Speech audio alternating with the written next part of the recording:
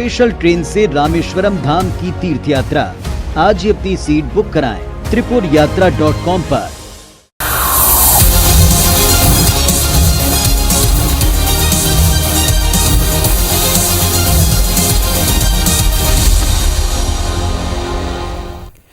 नमस्कार, good evening, बहुत स्वागत है आप सबका। आप देख रहे हैं न्यूज डिकोड, आपके साथ मैं हूं पुनीत पाठक। ये वक्त होता है दिन भर की बड़ी अहम खबरों को डिकोड करने का, क्योंकि हर खबर के पीछे छिपी है एक असल खबर। चलिए शुरू करते हैं खबरों का महाबुलेटिन न्यूज डिकोड खबर A to Z।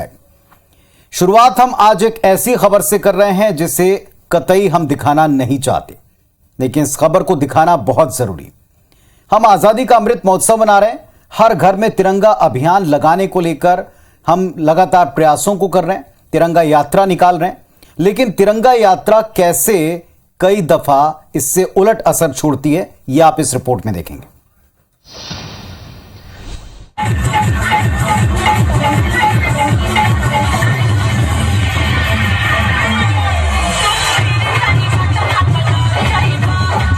लोगों की भीड़, डीजे वाला वाहन, आसपास जमा होते लोग, जोर से बजता भोजपुरी गाना और गाने पर अश्लील डांस करती लड़कियां।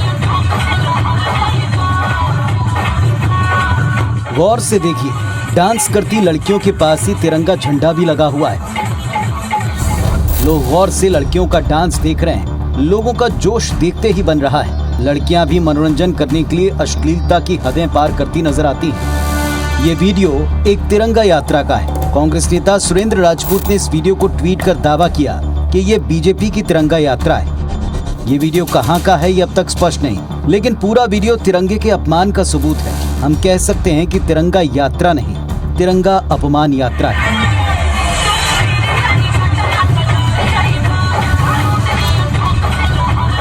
तिरंगा झंडा हमारा राष्ट्रीय गौरव है। तिरंगे के नाम पर निकाली यात्रा में ऐसी फूहड़ता बेहद शर्मनाक है, जिसकी जितनी निंदा की जाए वो कम है। तो पीछे भोजपुरी गाना बज रहा है और इसको लेकर भी तरह तरह के कयास लग रहे हैं कि ये कहां का वीडियो हो सकता है, किसने इसको शूट किया। लेकिन इतना जरूर है कि किसी प्रदेश का, देश के किसी हिस्से का ये वीडियो है। उन्हें खुद सोचना चाहिए कि जिसके सम्मान में आप ये यात्रा कर रहे हैं, उसमें लोगों को बुलाने के लिए क्या ये तरीका ठीक है। वैसे कांग्रेस पार्टी तिरंगा अभियान चला रही है, ये सबको पता है, और इन सब के बीच कांग्रेस के नेता भी कई बार ऐसा कुछ कर रहे हैं जिसकी कल्पना नहीं कर सकते। किस बारे में हम बात करें, जरा देखें आप।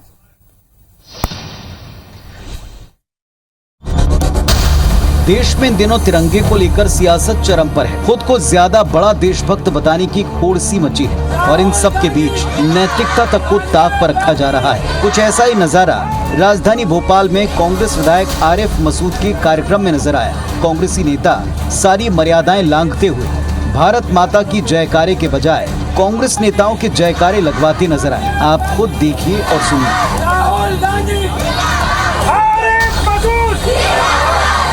कांग्रेस के कार्यक्रम के बाद बच्चों के सियासी इस्तेमाल को लेकर बवाल खड़ा हो गया। बीजेपी ने कांग्रेस पर बच्चों के जरिए राजनीति चमकाने के आरोप लगाए, तो कांग्रेस अब इस मामले पर सफाई दे रही है। तिरंगा से ज्यादा, भारत माता से ज्यादा सोनिया गांधी और आरिफ मसूद के जिंदाबाद के नारे लगते हैं। भारतीय जनता पार्टी तिरंगे के नाम पर व्यापार कर रही है और इन्हें राष्ट्रवाद से कोई लेना देना नहीं है। तिरंगा जो हमारे देश की आन बान और शान का प्रतीक है, उसकी आड़ में स्कूली बच्चों का सियासी इस्तेमाल कितना जायज है।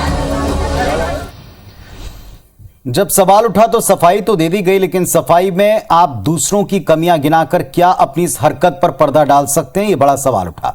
कांग्रेस बीजेपी दोनों तिरंगे के नाम पर अभियान कर रहे हैं। कहीं तिरंगा यात्रा है और उसमें अश्लील डांस की तस्वीरें और आरोप बीजेपी पर हैं, तो कहीं स्कूली बच्चों का सियासी इस्तेमाल कांग्रेस पार्टी के खेमे पर आरोप लगा। जरा इन सब के पीछे की मानसिकता को भी समझ लें, डिकोड करते हैं। पहली बात तो ये लगती है कि राजनीतिक दलों के लिए तिरंगा एक सियासी हथियार की तरह दिख रहा है इन दिनों, जबकि तिरंगा हमारे राष्ट्रीय गौरव का प्रतीक है। तिरंगा यात्रा में अश्लील डांस करवाने वाले लोगों का ध्यान खींचना चाहने के लिए आप इस तरह का कोई हथकंडा अपनाएंगे, ये कतई मंजूर नहीं। तिरंगे का सम्मान करना वो भूल गए, क्योंकि ये मकसद था, पर इसके उलट होता दिखा। स्कूली बच्चों से अपने नेताओं के जयकारे की बात करें तो एक विधायक को इतनी समझ होनी चाहिए कि बच्चों का कम से कम राजनीतिक इस्तेमाल ना करें। कुल मिलाकर अपील केवल इतनी है कि तिरंगे की तिजारत ना करें साहब, तिरंगे को एक सियासी टूल ना समझें, क्योंकि इससे केवल किसी एक व्यक्ति की, एक विधायक की, किसी एक जनप्रतिनिधि की नहीं, हम सबकी आन बान शान जुड़ी है, भावनाएं जुड़ी हैं। धक्का लगता है, बुरा लगता है। खबर कांग्रेस की तिरंगा पदयात्रा की भी कर लें। कांग्रेस के महत्वाकांक्षी अभियान में खुद कांग्रेस के नेता दिलचस्पी पूरी तरह से ले नहीं रहे। क्यों हम ऐसा कह रहे हैं, देखें आप। सरकार हर घर तिरंगा अभियान चला रही है, तो दूसरी तरफ कांग्रेस पार्टी तिरंगा पदयात्रा अभियान चला रही है। छत्तीसगढ़ की सभी 90 विधानसभा क्षेत्रों में तिरंगा पदयात्रा जारी है। इसका आज चौथा दिन है। अहम बात यह कि कई विधानसभाओं में कांग्रेस नेताओं और कार्यकर्ताओं की सक्रियता देखने को नहीं मिल रही, जिसे प्रदेश कांग्रेस कमेटी ने बहुत गंभीरता से लिया है। पीसीसी ने सभी विधानसभा प्रभारियों को दिशा निर्देश जारी करते हुए कहा कि तिरंगा यात्रा में सभी नेताओं और कार्यकर्ताओं की उपस्थिति अनिवार्य की जाए। बगैर सूचना या उचित कारण के अनुपस्थित होने पर कार्रवाई भी की जाएगी। बगैर सूचना के और बगैर उचित कारणों के उस पदयात्रा में अनुपस्थित हुए हैं, उसकी भी जानकारी हम मांगी गई है और उस पर भी हम एक्शन भी लेंगे। बता दें कि तिरंगा पदयात्रा की रिपोर्ट AICC को भेजी जा रही है। पदयात्रा में अनुपस्थिति होने पर संबंधित विधानसभा प्रभारियों से जानकारी लेकर उन पर एक्शन होगा।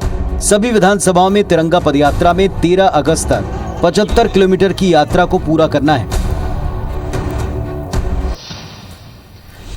तो तिरंगा पदयात्रा कांग्रेस का एक महत्वाकांक्षी अभियान है, जिसमें खुद कांग्रेस पार्टी के नेता अगर दिलचस्पी नहीं ले रहे हैं तो जाहिर तौर पर इसके मायने निकाले जाएंगे। लेकिन क्या इसके मायने निकल रहे हैं, जरा इसको डिकोड कर लें। पहली नजर में यह बात समझ में आती है कि कांग्रेस के कार्यकर्ता और नेता खुद तिरंगा पदयात्रा को गंभीरता से नहीं ले रहे हैं। सवाल यह उठता है कि आखिर क्यों नहीं इस बात पर गंभीर नेता है। इसकी कुछ वजह। पहली वजह, कांग्रेस नेता और कार्यकर्ताओं को लगता है कि वो सत्ता में है और उनकी जमीन मजबूत है, तो व्यर्थ में क्या हम इस पर मेहनत करें और क्यों करें। आप सत्ता का अहंकार भी इसे कह सकते हैं, कुछ लोग तो आरोप लगा ही रहे हैं। दूसरी वजह, प्रदेश कार्यकारिणी अपने नेताओं कार्यकर्ताओं को इस अभियान का शायद ढंग से महत्व समझा नहीं पा रही।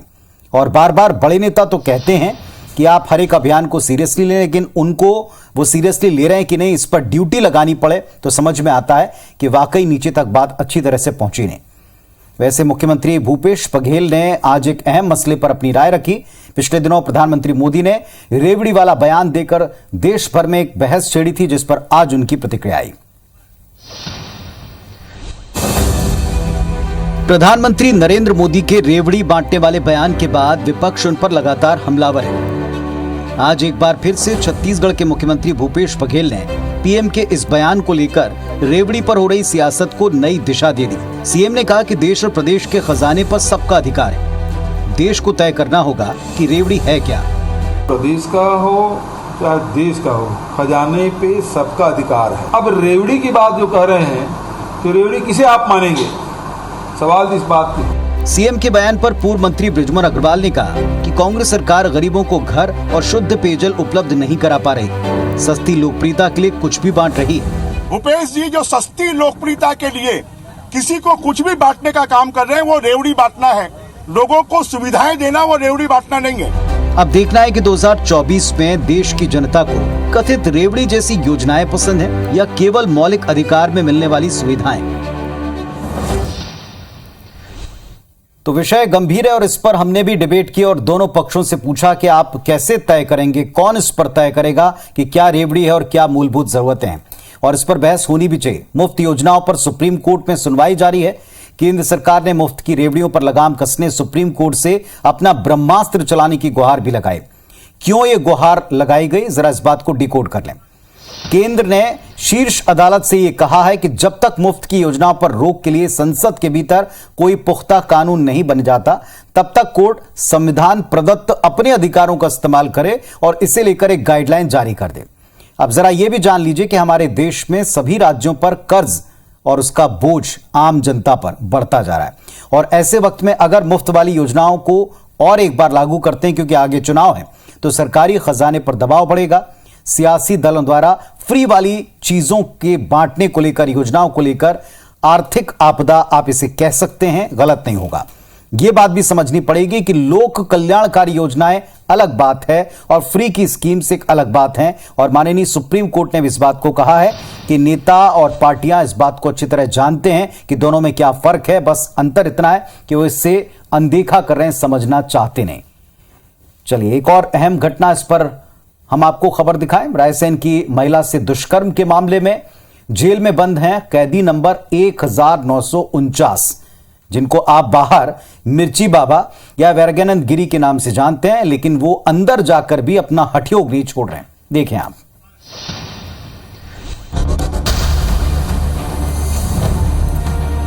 दुष्कर्म के आरोप में 14 दिन की न्यायिक हिरासत में भोपाल सेंट्रल जेल में बंद कैदी नंबर 1949 वैराग्यानंद गिरी उर्फ मिर्ची बाबा ने जेल प्रशासन की नाक में दम कर रखा है। पहले दिन जेल में जमीन पर 2 चादर और 3 कंबल के सहारे रात बिताने के बाद बाबा ने सुबह नाश्ता नहीं किया। इसके बाद दोपहर के खाने के वक्त भी कतार में नहीं लगे। जब जेल प्रशासन को इस बात की खबर लगी तो बैरक में मौजूद कर्मचारियों ने बाबा से बात करने की कोशिश की। इस पर बाबा ने मौन व्रत पर रहने का इशारा किया। सूचना पर वरिष्ठ अधिकारी मौके पर पहुंचे और मिर्ची बाबा को समझाइश दी। आखिरकार गुरुवार देर शाम सूर्यास्त के पहले बाबा ने अपना व्रत खोला और 2 रोटियां खाईं। जेल प्रशासन ने बाबा की निगरानी के लिए अलग से कर्मचारी को तैनात किया है। बाबा का मौन व्रत फिर शुक्रवार सुबह से जारी है। तो बाबा व्रत कर रहे हैं, मौन व्रत कर रहे हैं, लेकिन जो आरोप लगे हैं उस पर उनको अपनी बात या अपनी सफाई में कुछ कहते हुए लोग बाग सुनना चाहते थे, पर इस वक्त तो वो मौन है। अब वो किस वजह से मौन है, ये उनके लोग अलग अलग तरह के फिलहाल कयास लगा रहे हैं और इस पर आगे आकर अपनी तरफ से कुछ बातें कह रहे हैं। चलिए एक और मुद्दा है जिसके ऊपर हम आते हैं और वो है चुनाव के लिए तैयारियां पार्टी करती हैं और रणनीतियां बनाती है। मिशन 2023 अब सब पार्टियों के फोकस में है। बीजेपी, कांग्रेस हर एक उसी पर फोकस कर रही है, लेकिन बीजेपी का फोकस अब उन बूथ के ऊपर आ टिका है जहां पिछले विधानसभा चुनाव में या हाल के निकाय चुनाव में उसको लगातार हार मिली। बीजेपी का यह प्रयास है कि अगर इन सीटों को आप साध लें, यानी उन बूथों पर अगर आप फोकस कर लें तो 23 जीतना आसान होगा। बीजेपी के क्षेत्रीय संगठन महामंत्री अजय जामवाल के दौरे के बाद बीजेपी का फोकस बूथ सशक्तिकरण अभियान चलाने पर है। मध्य प्रदेश के अंदर बीजेपी को निकाय चुनाव और पंचायत चुनाव में जिन बूथों पर हार का सामना करना पड़ा, बीजेपी उन बूथ पर ज्यादा फोकस कर रही है। बीजेपी को लगता है कि अगर इन बूथ को साध लिया तो मिशन 2023 की राह उनके लिए आसान होगी। इसके लिए बीजेपी की रणनीति है कि उन मतदान केंद्रों पर सबसे ज्यादा ध्यान दिया जाए जहां पार्टी लगातार हार रही है। इसके लिए बूथ सशक्तिकरण अभियान चलेगा, जिसमें मंत्री, विधायक और सांसद बूथ पर जिम्मेदारी निभाएंगे। जीते हों या हारे हों, जो बूथ 64,634 मध्य प्रदेश के, उन सभी पर भारतीय जनता पार्टी श्रेणीबद्ध कार्यकर्ताओं को चरणबद्ध रूप में बढ़ रही है। बीजेपी के इस अभियान पर कांग्रेस कहती है कि साल 2023 में जनता बीजेपी से त्रस्त होकर कांग्रेस का ही साथ देगी। इनका अभियान तो डराओ या खरीदो, एक ही 2 ही अभियान, इसके अलावा कोई अभियान नहीं है। कह सकते हैं कि 2023 चुनाव से पहले दोनों दल अपने बूथ मैनेजमेंट में जुटे हैं। तो साफ सवाल ये उठता है कि बीजेपी को बूथ सशक्तिकरण अभियान चलाने की आवश्यकता इस वक्त क्यों पड़ रही है। डिकोड कर लें जरा इसको। निकाय चुनाव के नतीजों ने यह बात स्पष्ट कर दी है कि बीजेपी की जमीन उस कदर मजबूत नहीं है जितना की दावा है, जितना पार्टी ने बताया है या समझती है। विधानसभा चुनाव अगले साल हैं, इस पर भी बहुत वक्त नहीं है। पिछले चुनाव में पार्टी को मात मिली थी 18 में, और ऐसे में बीजेपी ये मजबूरी में कदम उठा रही है कि जमीनी स्तर के ऊपर वो खुद को मजबूत कर ले, खासतौर पर वहां जहां जीत नहीं मिली। अपनी जीत को सुनिश्चित करने के लिए बूथ को सशक्त करना ही होगा, ये बीजेपी समझ गई है। कांग्रेस भी अपने बूथ मैनेजमेंट में जुटी हुई है, यानी दोनों माइक्रो लेवल पर मैनेजमेंट कर रहे हैं। अब देखना यह कि किसका मैनेजमेंट जमीन पर तगड़ा होता है और कौन इसमें कामयाब होता है, क्योंकि कामयाबी उसको मिलेगी जिसका होमवर्क अच्छा होगा, जिसका फील्ड वर्क अच्छा होगा, जो जमीन पर अपने माइक्रो लेवल मैनेजमेंट को बेहतर कर पाएगा। और अब बात नेशनल हेराल्ड केस की, जिसकी आंच या जिसकी कार्रवाई मध्य प्रदेश तक आ पहुंची है। एमपी गवर्नमेंट, मध्य प्रदेश सरकार नेशनल हेराल्ड मामले में 300 करोड़ की संपत्ति जब्त करने की तैयारी कर रही है। जाहिर तौर पर इसमें सियासी बयानबाजी होनी है। कांग्रेस पार्टी कहती है कि अब सरकार मनमानी पर उतर आई है। तो बीजेपी ने पलटवार में क्या कहा है, यह रिपोर्ट में देखें आप। नेशनल हेराल्ड को लेकर दिल्ली से शुरू हुई सियासी जंग मध्य प्रदेश तक पहुंच गई है। प्रदेश सरकार भोपाल के एमपी नगर स्थित नेशनल हेराल्ड की 300 करोड़ की संपत्ति जब्त करने की तैयारी में है। इसे लेकर कांग्रेस सरकार पर मनमानी के आरोप लगा रही है। पत्र समूह के खिलाफ जो कार्रवाई कर रही है प्रेजुडाइज होके ये सरकार, इस आने वाले समय में इनको भुगतना पड़ेगा। वहीं बीजेपी ने कांग्रेस पर पलटवार किया कि सुप्रीम कोर्ट से भी राहत नहीं मिली तो कांग्रेस किस मुंह से सरकार पर आरोप लगा रही है। 5,000 करोड़ का गड़बड़ घोटाला इनके मालिक खानदान ने कर डाला, उसको लेकर जब सुप्रीम कोर्ट से राहत नहीं है तो पीसीसी और एआईसीसी 10 जनपद से कोई निर्णय करते रहें, उसका कोई मतलब नहीं है। नेशनल हेराल्ड की संपत्ति को लेकर मुख्यमंत्री शिवराज सिंह चौहान ने कार्रवाई के निर्देश दिए। यही वजह है कि कांग्रेस ने मामले को लेकर हर स्तर पर विरोध का ऐलान किया है। तो जैसा कि आप जान चुके हैं कि नेशनल हेराल्ड 300 करोड़ रुपए की जो संपत्ति है इसको मध्य प्रदेश सरकार जब्त कर सकती है और इसका क्या बेस बनेगा, क्या आधार होगा, जरा इस बात को भी समझ लें। 1981 में तत्कालीन कांग्रेस सरकार ने 1 लाख रुपए में 1 एकड़ भूमि 30 साल के लीज के ऊपर आवंटित की थी। नेशनल हेराल्ड को यह भूमि समाचार पत्र के प्रकाशन के लिए दी गई। नियम के मुताबिक इस जमीन को किसी व्यापारिक इस्तेमाल के लिए नहीं दे सकते थे, लेकिन यहां भूमि का दुरुपयोग हुआ। इस भूमि को कई व्यावसायिक प्रतिष्ठानों को बेचा गया। साल 2011 में जब लीज नवीनीकरण का आवेदन भोपाल विकास प्राधिकरण के सामने आया तो शर्तों के उल्लंघन का मामला पाते हुए उस लीज को निरस्त करने की कार्रवाई प्रारंभ की गई। इसके विरोध में नेशनल हेराल्ड का प्रबंधन न्यायालय पहुंच गया, अदालत गया और इसके साथ ही दुकानदारों ने भी अपनी तरफ से याचिका लगा दी। मामला भोपाल जिला न्यायालय में विचाराधीन है और इन सब के बीच में अगर ये कार्रवाई होती है तो निश्चित तौर पर इस कार्रवाई के ऊपर सियासी उबाल या बवाल देखने को मिल सकता है, क्योंकि नेशनल स्तर पर दिल्ली में हो रही कार्रवाई पर, पूछताछ पर हमने कांग्रेस का रिएक्शन सड़कों पर देखा है। चलिए अब बात हमारे पड़ोसी की, और पड़ोसी की जब हम बात करते हैं तो खुराफाती पाकिस्तान की बात करें। लेकिन पाकिस्तान इस वक्त इतिहास के सबसे बुरे दौर से गुजर रहा है।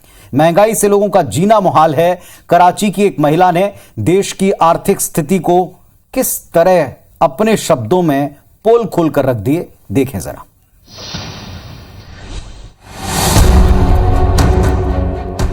रेंट पे करूं, ग्रोसरी कराऊं, बिजली के बिल दे या टैक्स पे करे तुम लोगों को कि तुम लोगों की जेबें भर जाए। ये वीडियो पाकिस्तान की बदहाली का सबूत है।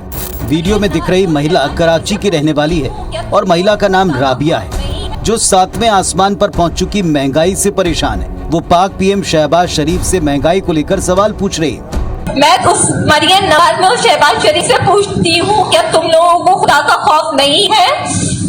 खत्म हो गया खुदा का खौफ। सुना आपने पाकिस्तान की जनता किस कदर परेशान है। दरअसल ये बात सही है कि पाकिस्तान काफी वक्त से आर्थिक संकट और महंगाई के ट्रैप में फंसा है। एक्सपर्ट तो यहाँ तक आशंका जता रहे हैं कि कहीं पाकिस्तान का हाल श्रीलंका जैसा ना हो जाए।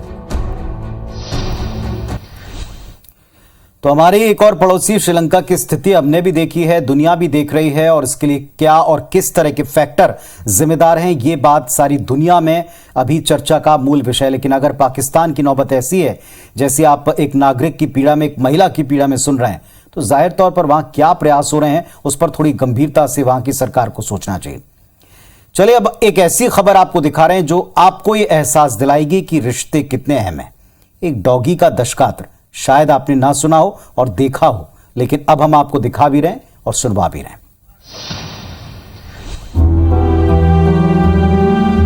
एक डॉगी की तस्वीर पर चढ़ी फूलमाला और गमगीन लोग। ये वीडियो कोरबा का है, जहां एक पालतू डॉगी की मौत के 10 दिन बाद दशगात्र का कार्यक्रम किया गया। इस दौरान पूरी बस्ती और रिश्तेदारों को भोज कराया गया। परिवार के सदस्यों ने मुंडन भी कराया। दशगात्र कार्यक्रम में हवन पूजन भी हुआ। मृत पालतू डॉगी करीब 17 साल से परिवार के पास था। जिस युवती का वो डॉगी था, उसका कहना है कि वो उसे अपने भाई की तरह मानती थी, इसलिए इस बार उसने रक्षाबंधन भी नहीं मनाया। तो इन तस्वीरों को लेकर भी लोग अपनी अपनी राय कायम कर सकते हैं, लेकिन संवेदनाएं इंसान का, मानव का सबसे बड़ी पहचान या एक हम कहें गुणधर्म है। और इन संवेदनाओं की दृष्टि से अगर आप देखेंगे तो जाहिर तौर पर इन तस्वीरों में आपको रिश्तों का, खरे एहसासों का जरूर जिम्मेदारी के साथ में एहसास हो सकता है, जो ये परिवार और उनके तमाम लोग निभाते नजर आए। फिलहाल आज के लिए इतना ही। कल फिर आपसे 8:55 पर मुलाकात होगी। तब तक परिवार का अपना अच्छी तरह से ख्याल रखिएगा। नमस्कार, शुभ रात्रि।